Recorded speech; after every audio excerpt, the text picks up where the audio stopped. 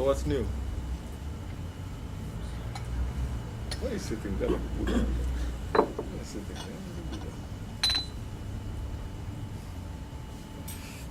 Shukr alhamdulillah. Astaghfirullah. How are you, Aslan? How was your week? Week was good. Week is good. Whichever of the favors of your Lord can you deny?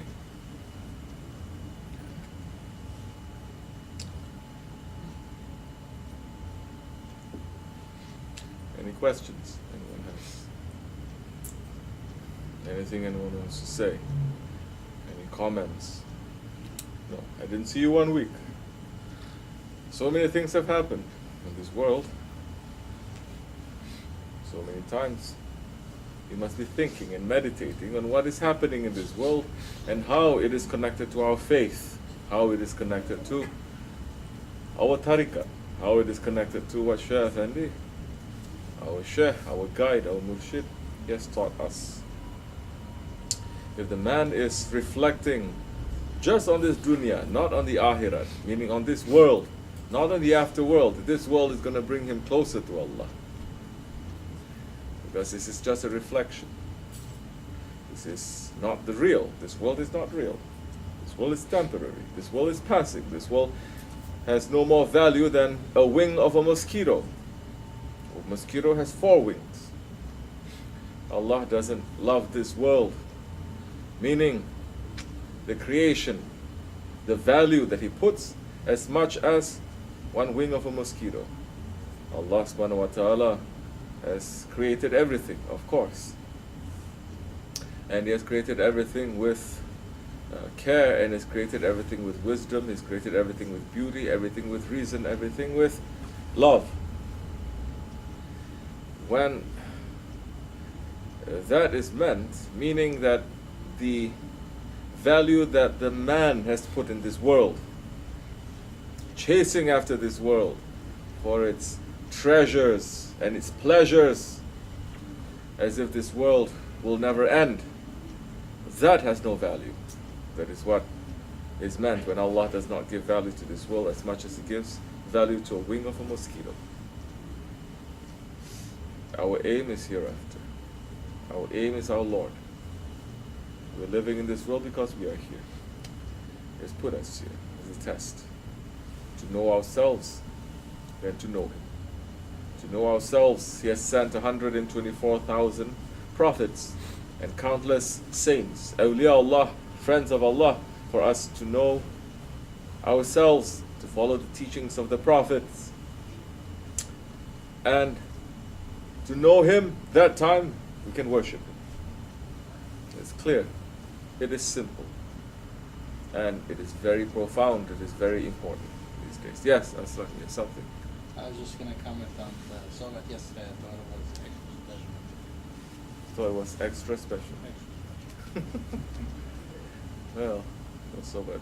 Who listened to the Soviet yesterday? I should ask who didn't listen. Alim Bhai. You didn't listen, did you? Yes? Okay. Mashallah. Yes, he listened, or yes, he didn't listen, we don't know. Yes. Yes. Okay.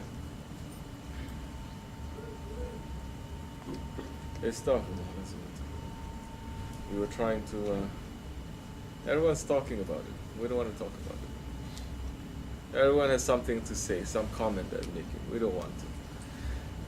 I tried to stay away from it. Stay away. Should have been pushing towards that direction. Say something. Because so many of them, they may get confused too. They don't know what to think, how to think, when to think, what to say, how to say. So they may think, on the one hand, maybe, oh, just ignore the whole issue, it's going to go away. Doesn't matter, don't care. Or, like Pakistan, declare a day of love. This is the most stupid thing. The government is declaring that. It's like the American government saying, okay, today everyone can go out in the streets and do as they like, and burn and destroy things. It's very good for the country, so everyone is doing that.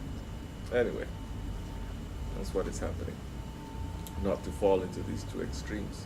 to have intelligence to know where we are going with this. It's important.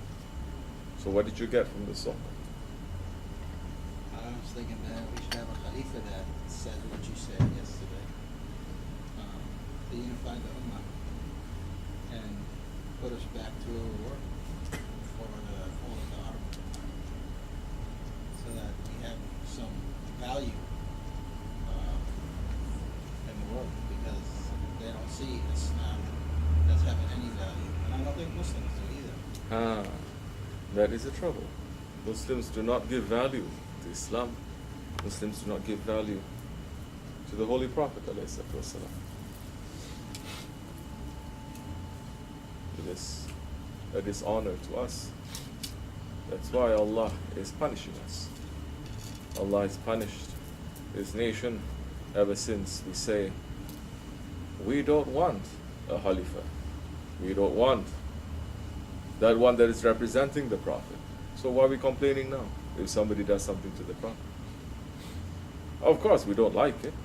Of course we love our Prophet more than anything else. We're ready to die for the Prophet, yes. But that is the difference. That is something also, the difference that so many non-Muslims, they don't understand. So many things you have to lay a foundation. So many things you have to lay a foundation for something to be built. If there is no foundation, no matter what you build, no matter how beautiful, how tall, how interesting, it's going to fall. So the foundation has to be built strongly first. But the foundation is usually very shaky, or nobody really takes the time to lay the foundation, or to understand, to have a foundation to be built. We have no problems with Christians or Jews or Hindus or Buddhists or people of other religions. If we have a real problem with them, then in all the areas that Islam had ruled, from Vienna in the west to Western China and Far East Asia, Indonesia and the Philippines, from the steppes of Russia up till all of Africa, Muslims that were ruling vast majority of the lands, if they had a problem with people of other faiths, if it is true that they spread their religion by the sword, you will not see a single church or a synagogue or a temple or any other house of worship standing if we were to rule by the sword. You think it's so difficult to do that? It's very easy. We learned that in colonialism. We learned that in colonialism in this country. People, the Native Americans that lived in this country for thousands of years. And still people are sleeping and blind and say we did nothing. No, we did so much. We destroyed the whole peoples. Still they're not able to stand up. We destroyed their language, their religion, their culture, their country. We denied them basic rights. It's very easy for the Muslims to do that. It is so easy for the Muslims to change the language of the people that they ruled into Turkish, because the Ottomans were ruling those lands. Once you change the language of a people, what happens? They have complete identity crisis. Literally, they cannot talk. They cannot communicate. They cannot think. They will not be able to remember. You can wipe out and change in one generation easily the direction of a people. They did that in this country. They've lost so many traditions, so many values in one generation. We could have. That's what colonialism did. From the British to the French, to the Italians, some parts Germans here and there, but Spanish. So easy. 1, 2, 3, one generation, you can make them to become your own slaves, your own servants, people who will never know what their real identity is. They don't achieve much progress, dunya progress, worldly progress either. Because everything is serving that master race. Everything is serving that master country. Isn't it? Did Islam do that? But look at every country that Islam ruled. What they did, what they had before Islam, and what they did and what they had after Islam. And what they did and what they had after Islam, meaning the Khilafat or Islamic rule left from that country. These are simple things for a person of understanding and wisdom to be able to take and understand and put two and two together. This is important because this is foundation. When you lay a foundation, then you can build something, but people they're not interested. They're more interested in what happened yesterday in TV. I don't watch TV. The Voice, in X Factor. X Factor, X Factor. Or American Idol. American Idol. Islam is destroying idols, and they're saying, no, every country now must have an idol. From Kazakhstan to America. So, it's very unusual. You have to sit down, build the foundations, then you can start walking properly and see what is there, what is necessary, what builds bridges, how the bridges were built. Because the arrogance and the ignorance of the 21st century man, thinking that they are very civilized. They are most civilized, more than 20th century, more than 19th century, more than 18th century, more than 7th century, more than 1st century. Because they say, with all this education, with all this technology, it's making us to become more civilized. So we know more, and we realize more, and this world has become a better place because of our knowledge and our resources and everything than it was before. Complete Darwinism. We don't believe in Darwinism. It's not that we don't believe in Darwinism. Darwinism is false. It's not a matter of belief. Social Darwinism. So many ills of the problems of today's man is because of that. When some, they say we are more superior to others. We are sitting here in a circle. No one is more superior to the other. I'm not superior to you, you're not superior to me. There is a leader, there is a head, there is a responsibility. It's not superiority. Maybe that one who's cleaning the bathroom, his station is higher. Definitely his station is higher if he's keeping the bathroom clean. And my station will be lower if I don't carry my responsibilities properly. In that way, yes, we are equal as creatures of Allah. Then again, we are not prescribing to democracy, saying that everyone is equal, or extreme democracy, communism, to say that classless, everyone, no. There's a knower above every knower, Allah subhanahu wa ta'ala is saying. There's nothing that is equal in this world. Everything is one. You see, not even your footsteps are the same. Nothing in this world is identical, attesting to one Allah, and He is unique and He's created everything unique.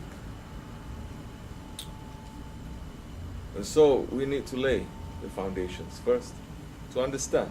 If we are really sincere, if we're not sincere, then we just therefore show. Then insincerity is going to show itself, and one day everything is going to fall and everything is going to crack. So first we have to know our history. First we have to know what is the history of Islam. Muslims now, they don't know their history.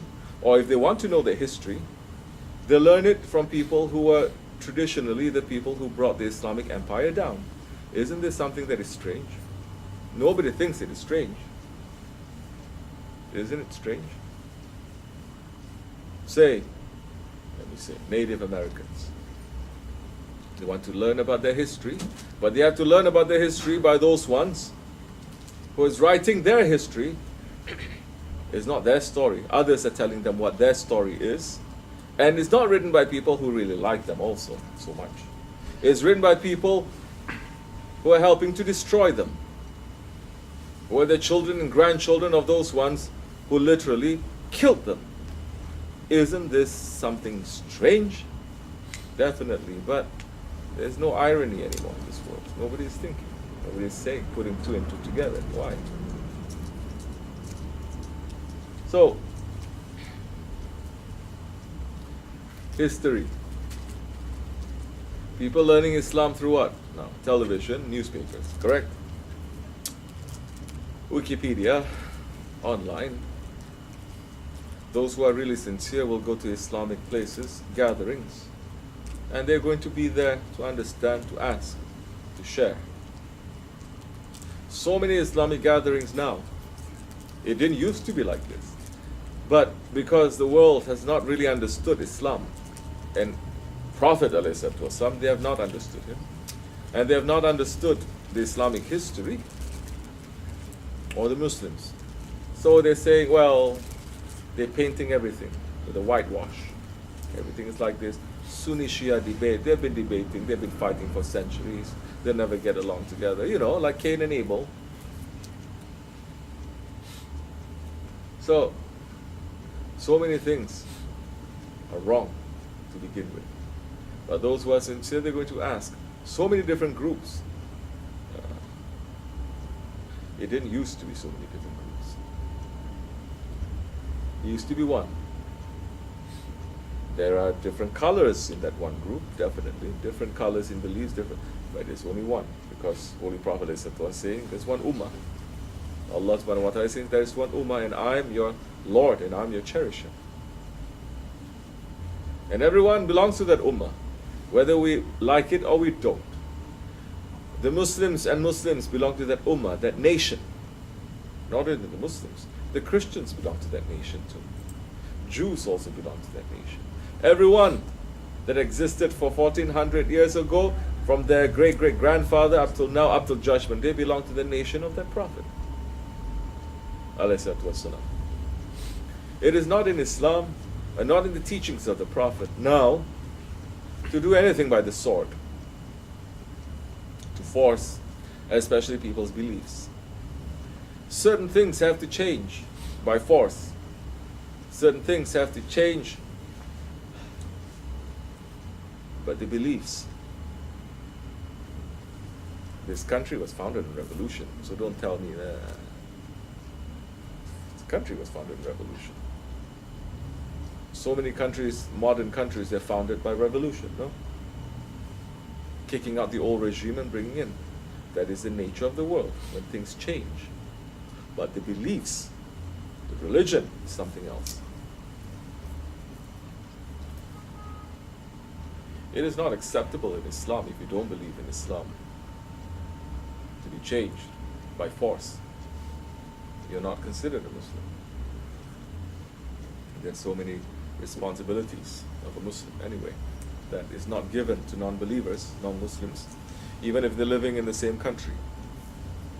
So, a lot of foundations have to be built first. People are still not understanding this reaction from the Muslim world about the movie. Huh? Like I said, we are not those ones who are saying, no, we have to go out and we have to burn toll booths and set fire to cars and everything to show our anger. No. Most of the anger they're not showing anger because of the Prophet anyway. It's because of politics. Everybody knows that. Because of the West and this and that, everybody knows that. Which means that those who are motivating them to do that, they're not doing that for the sake of the Prophet, but for the sake of their own political ideologies and agendas. Everybody knows that. You must. We're not saying that to do that. We're not saying either to ignore the whole thing and to say, well, it doesn't matter. Holy Prophet is insulted or made fun of or everything. It doesn't matter to us. Of course it matters. We are hurt because now this is a question of love. This is a question of love. Can we do anything? Really, we can't. There are other things that we can do. Can we do something to change it? We cannot. We cannot change those ones who want to insult the Prophet, tell them don't insult. We don't have that power anymore to do that. Our Khalifas, they had that power. And just by diplomacy, they said, stop, the French stop. They say, stop, the British stop. They say, stop, whole governments, nations, they stopped. There's no one single fire lit, no cars burned, nothing. But just with the haybat of Islam. It is a question of love. Because we love the Holy Prophet ﷺ more than anything else in this world. And it is a miracle then that for 1400 years that love is still strong. That love that is not making us to worship Him, to say that He's God, and that love that is not making us to say, well, He's just one of us, it's just a brother, and stuff. So we're not going to either extreme. Islam is a religion of moderation. But it is a question of love. If you love someone, you want to protect them. You don't want anything to touch. You don't want anything to hurt. It is not about you, what you're getting from that, but what you must give, because now it becomes an imperative. It is necessary for you to give, for you to sacrifice, for you to show, because the nature of love is to give up. Christians should understand this. Muslims do it. Those were the ones, the companions of the Prophet ﷺ, that they had a human shield around the Prophet. So many of them died for the sake of the Prophet. There's nothing. That's the least that we can do. Because the love now, when it overtakes, it says, may everything be sacrificed for you, because you give me this love. And that is just a reflection of how we must be in love with Allah. But never think that our love for Allah is more than His love for us. Stop. Because He is the creator of that love. So, it is open. Holy Prophet ﷺ, in his 23 years, there were so many of them, because of the love of the Prophet, they sacrificed themselves, their wealth, their husbands, their wives, their children, their lives.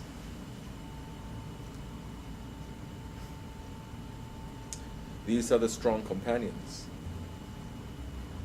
Because the Prophet is saying, you will be with the one whom you love. Dunya and akhirah, in this world and the next. It is an open fact. The Hawariyun, the disciples of Isa alayhi salam, when Isa alayhi salam, Jesus, was in the garden of Gethsemane, and he was worshipping.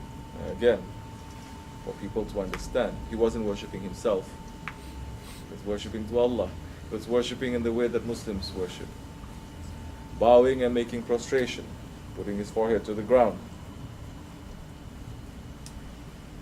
and praying to Allah to give him strength that this cup to pass quickly, and saying to his disciples, closest ones, his beloved ones, what did he tell them? To die for him. Keep awake. Don't sleep. Don't sleep. Because the Romans, they're coming. They slept. Did Isa alayhi salam know this? Of course he did. He's a prophet. That's why he said to Peter, it's just a pet name anyway, not his real name, saying, you are going to betray me. His right-hand man, the one who founded the Vatican. Vatican Catholic Church, the one who is the first, the saint. They're saying, you are going to betray me 3 times before the rooster crows.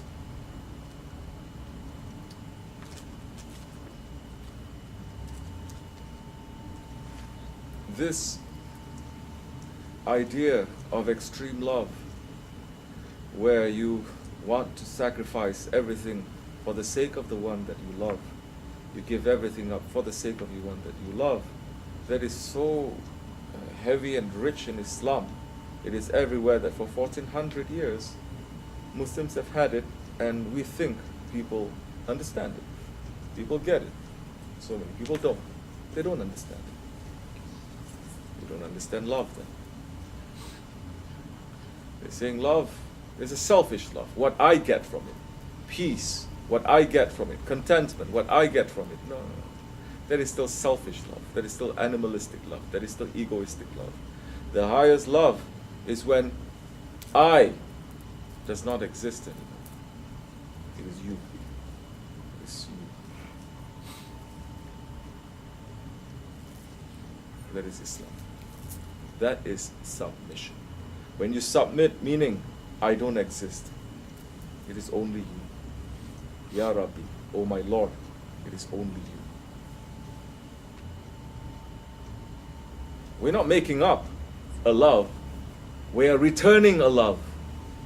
Because He created that love. One of Allah's name is Wadud. He is the creator of that love. Allah is not Wadud. But He is creating that Wadud. The love. And with that love, He has shown a tiny fraction reflecting on us. If we are awake enough to receive that, then to return it to Him. Well, Allah subhanahu wa ta'ala is saying,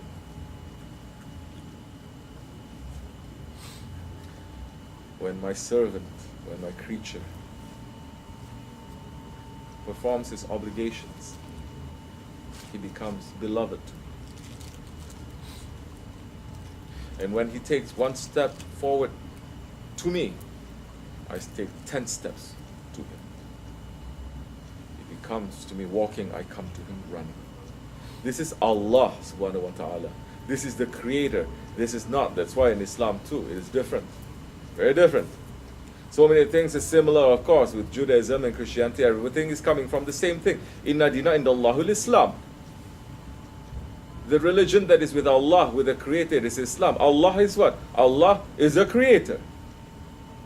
Jesus called Allah, Allah. He didn't say God. He didn't say Jesus. His language is Aramaic. And the religion of Islam, this is what I'm saying, we're learning religion from those who write our own stories, who are in actuality either not believing in us, or were instrumental in bringing our religion down. And the ummah and the civilization down.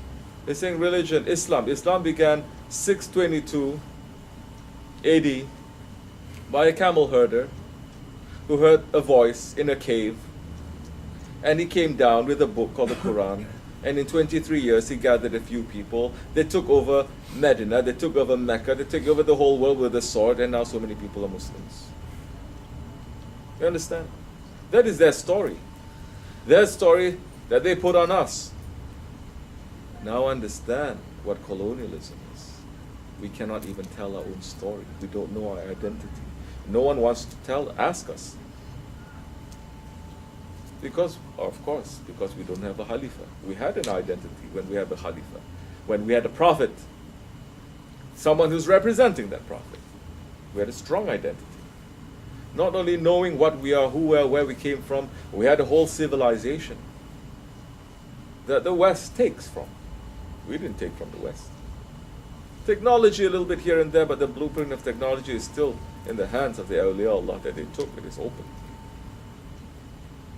Not only that, but political and economic, educational and scientific. Everything that we take for granted, that everything that we're learning, every knowledge is coming from the West, we had that stronger. We had that, and it was in the hands of the Muslims. And they were spreading it to the rest of the world. They were not keeping it.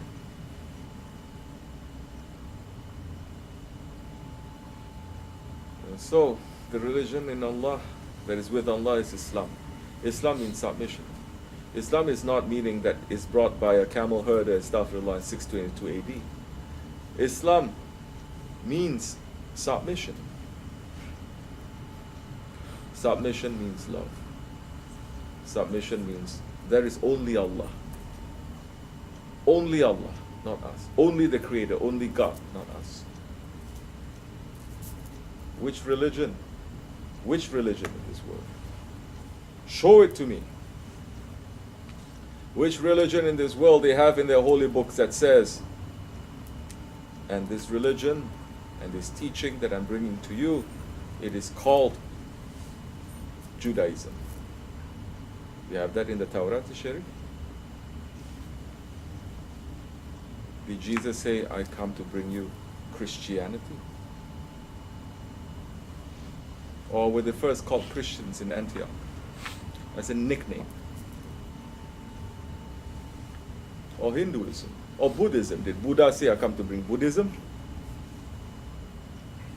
For a wise man, that is enough to understand that everything that has an origin, everything that has originality, must have truth, and it must have its own identity.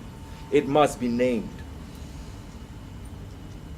Named by divine sources, not named by people who just say, this is your name. You, what is your name before? This. I'm changing it. Your name is now John. What did you speak before? Malayalam. Now I speak English. Colonialism. No. Which religion says that? None. Except for Islam. It is open.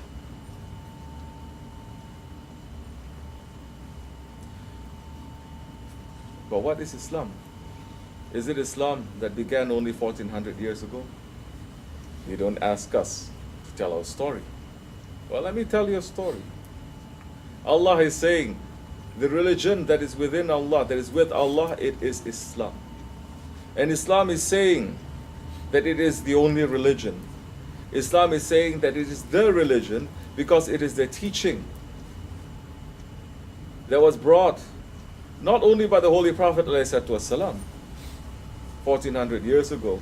It was the same religion, same teaching that was brought by every prophet and every holy man that came to the face of this earth.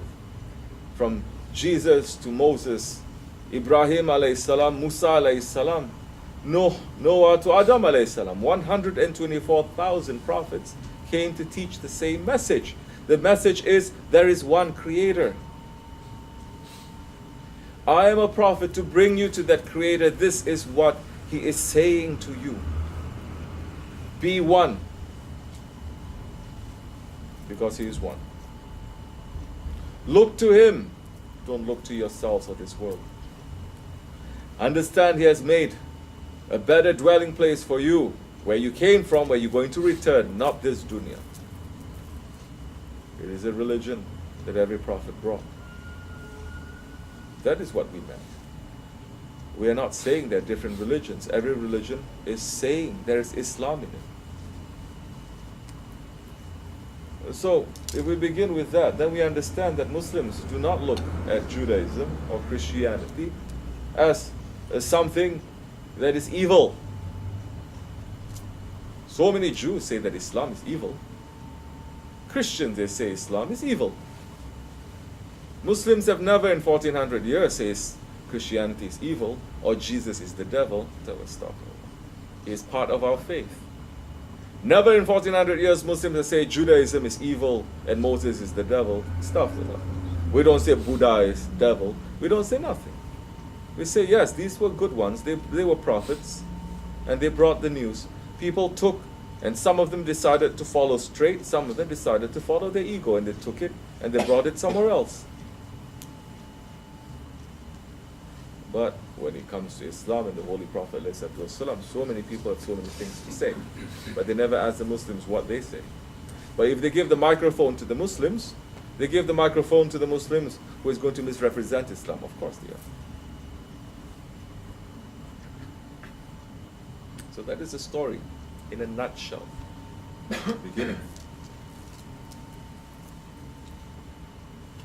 Every land that the Muslim conquered, we could have changed our identity forever, but we didn't, because it is against Islam. Holy Prophet did not want that.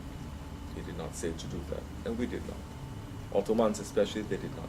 If anything, if there are more Christian denominations within the Ottoman lands than there are outside in the Christian countries themselves, because the Christians, they cannot get along too. You think Sunni Shiites have a problem?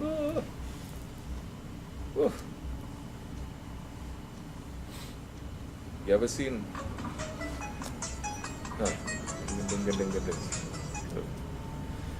You ever seen in Mecca or Medina? Okay. The same thing that you see maybe in the holiest shrine in Christianity. Time to time, everything erupts. Very holy people, old people, worshipful people. Some of them that the Quran is praising. The Christians who get up in the middle of the night to worship and pray, and they're humble people.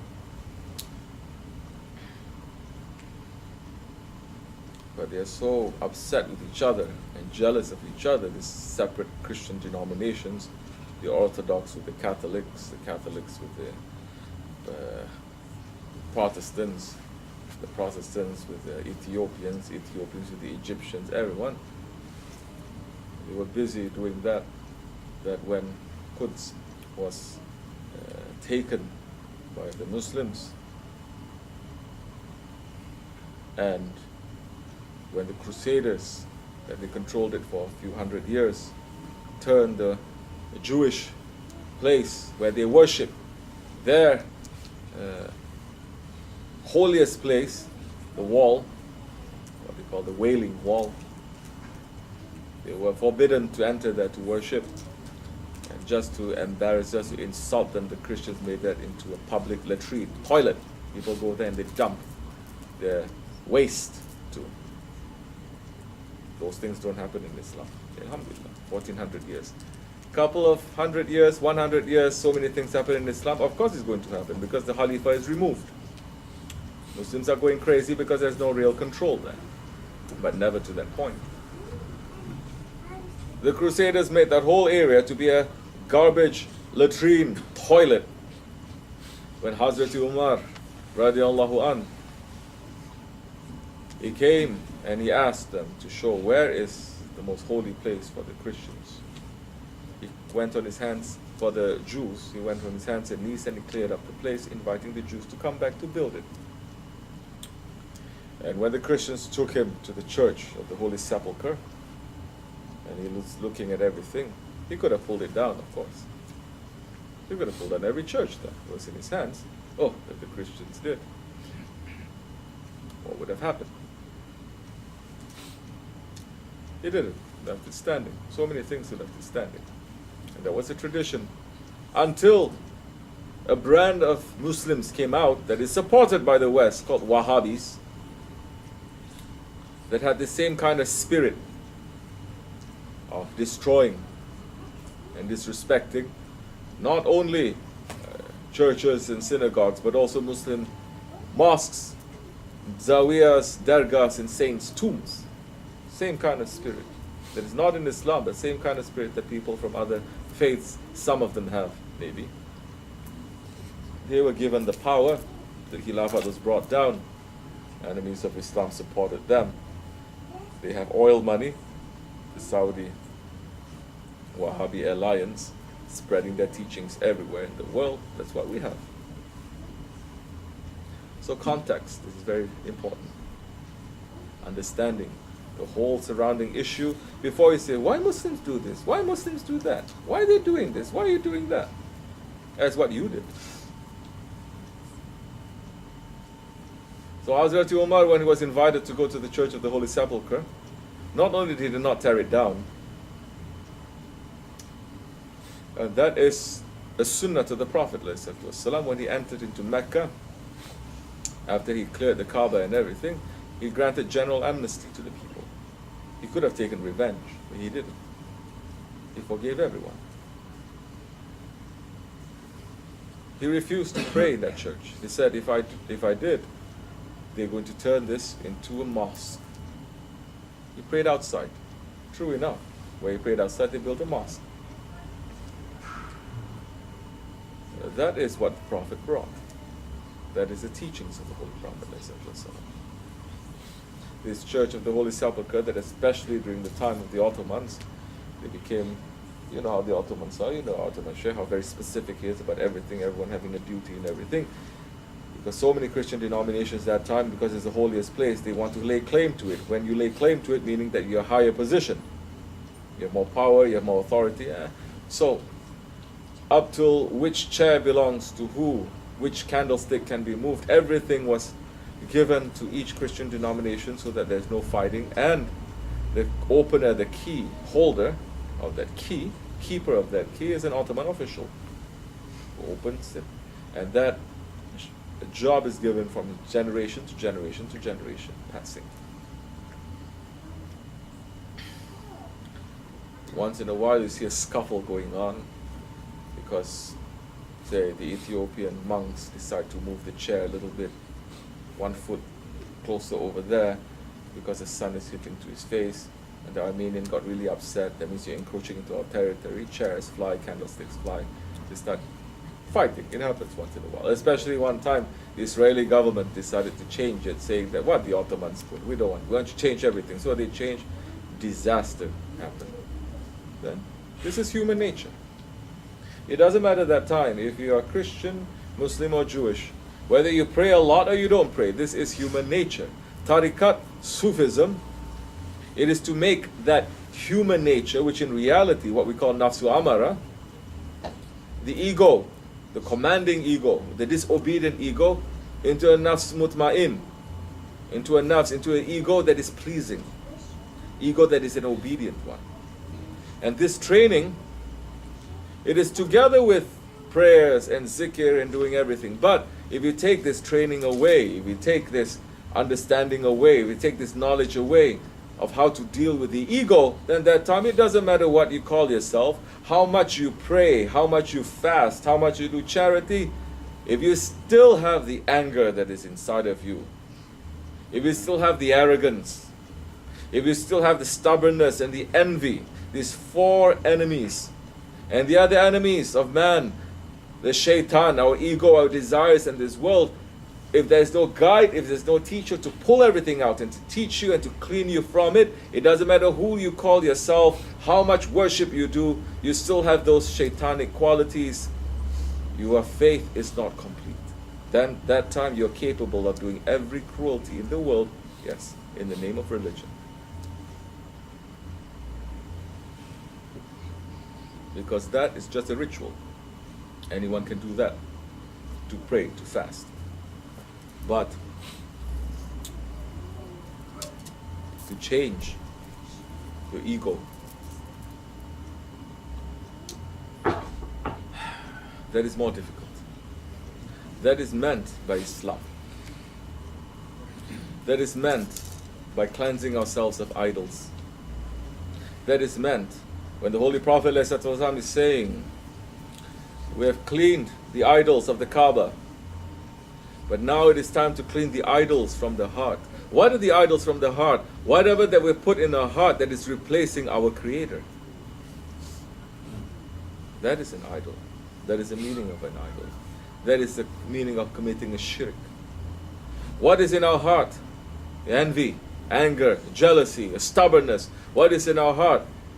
Our cat, our car, our house, our husband, our wives. Not Allah and His Prophet.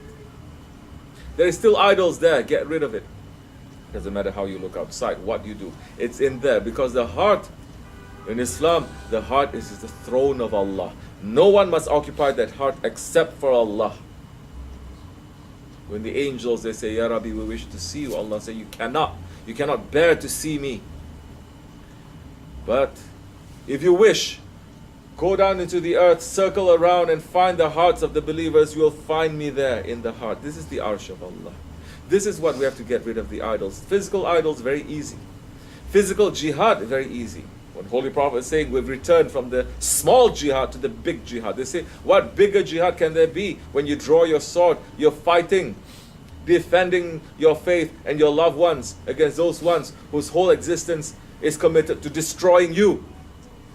What bigger jihad, what bigger struggle, what bigger war can there be? He says, the war against your ego, your nafs. This is what Sufism is bringing. This is what tarikats they are bringing, real Sufism. To fight against the nafs. And it's a lifelong struggle.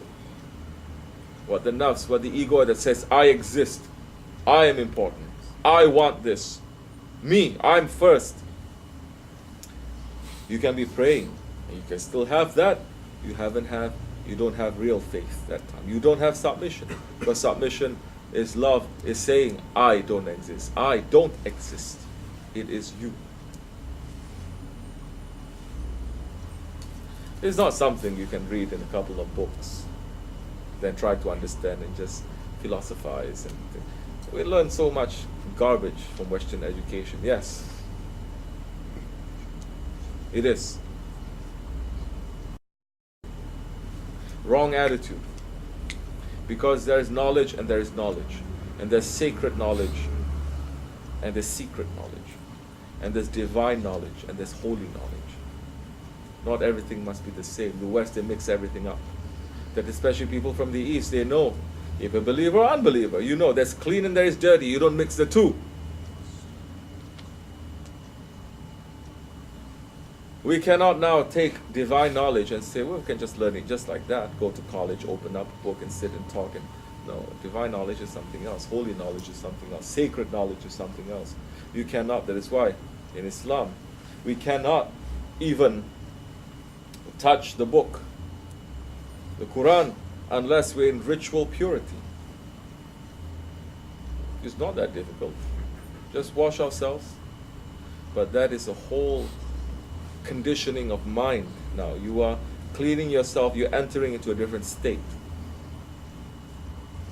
Doctors, if they want to cut you open physically, they have to wash themselves. It's a ritual that they have to go through too. You think that time your spirit is less than your physical body? Your physical body, you have to prepare yourself to cut open. You think when you take that book and you're cutting open yourself to let that sacred knowledge to enter into you, to take out all that wrong things away from you, you think there is no need to cleanse yourself. One, there is a need to clean yourself. And another, you cannot do it to yourself. There must be someone qualified to perform that to you. So, a lot of things have to be laid foundation on. People who are sincere, who wants to know, they will find out. They will know. Allah will open the door for them. We are Muslims. We are Ahl Sunnah. We belong to the Tariqat al-Aliyah, the highest Tariqat. Alhamdulillah, we are following Sultan al-Awliya. Alhamdulillah, we are following our Shaykh Sahib al-Saif. No other association in this world is like this one. Believe that. Our door is open to everyone and anyone. But we are not chit-chatting here. We are not making interfaith gatherings. Oh, okay, you like this, we like this. Oh, very good. There's so many things that are similar. There's so many things that are different too. Don't sweep it under the rug. Say, we're not fighting, we're not arguing. Part of Islam, which is part of being an adult, is learning to live with those ones who are different from you. Get along, move on. It's not to make everyone to be in the same way of thinking.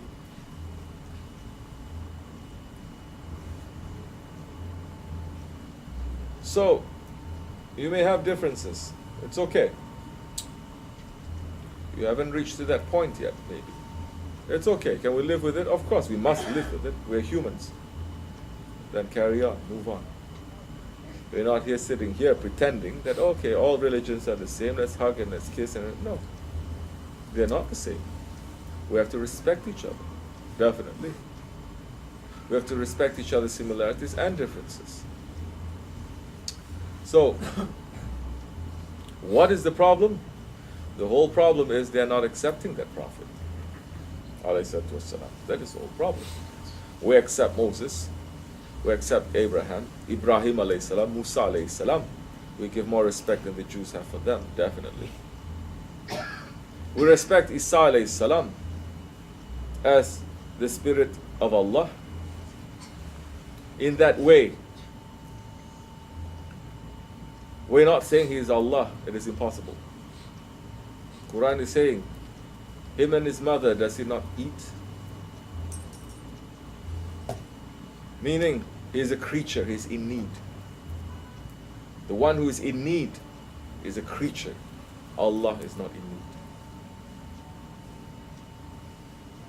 We don't disrespect him and say he is evil, but this whole world, whole non-unbeliever world, non-Muslim world, so many of them, maybe they don't know too much about Prophet ﷺ.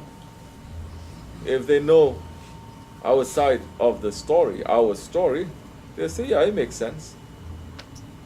But unfortunately, in these days, everything is hijacked with the loud voices of those ones who don't like our religion or the Prophet ﷺ, and they're rejecting that Prophet. We say 1400 years ago, to you your religion and to me mine. Quran is saying, Lakum dinukum waliyad din. We had that. We were able to live with that. But they are not satisfied with it. You ever seen any movie made by a Muslim that is insulting Judaism? Insulting Musa alayhi salam, insulting Judaism? You ever seen any movie, Muslim movie, that is, or book or history or documentary or something, a story that is insulting Isa alayhi salam? Or Christianity? How Isa alayhi salam, Jesus brought the message? No. 1400 years they never stopped about Islam and the Prophet. Are we surprised? We're not surprised. We're not shocked. They do it. It's time for them to go on. 100 years, like I said before, Muslims have lost their compass because they started rejecting Prophet. Yes, when you reject the Khalifa, you're rejecting the Prophet. That's why the Muslims have come to this low humiliation, low, terrible, insulting station that they are in, that never before they've been in. For 1400 years, never before. 100 years, they say, we don't want a Khalifa, meaning we don't want a Prophet. We don't want someone between us and Allah, telling us what to do. We want to have direct access to Allah. Do as we like. That's why this 100 years, there's no peace in every Muslim country. There's no peace. It's been taken away. Yeah. So, Inshallah Rahman, we're waiting for Sahibul Zaman, Muhammad Mahdi alayhi salam, to come and to bring the believers together. Because when that Savior comes, that Savior comes, He's going to unite the hearts of the believers. It's no longer going to be between Jews, Christians, Muslims. No, it's going to be between believers and unbelievers. Those who believe in Allah, those who believe in a Creator, those who believe in holy people belonging to the Creator, those who believe that this world is not the be-all and the end-all, but there is an afterlife, those who believe in right and wrong, those who believe in Judgment Day, those beliefs, He will unite those ones. They may be Jews, Christians, Buddhists, Muslims, He will unite them. They will come under those ones who do not believe. And there's so many who do not believe, but they're wearing the clothes of a Christian, a Jew, or a Muslim. They say, we really don't believe. Because our concentration, our aim, our belief is that this world is most important. But this world is nothing. And every prophet taught us that. So, the time will come between belief and unbelief, and it's going to crush. We're asking Allah to keep us on the straight path and to make us to be strong in this way, not for us to deviate. There is no guarantee. And inshallah Rahman, with the support of our Sheikh, that he'll be coming back soon. And we will continue in our way, inshallah, in the mission. We have a long way to go. Not this world like this or like that is going to end. We have a long journey ahead of us in the afterworld. In this, away from this life. That we have to have a lot of knowledge and light in order to travel that road. But that's another sohbet. ومن الله التوفيق. حرمة الحبيب وحرمة الفاتحة.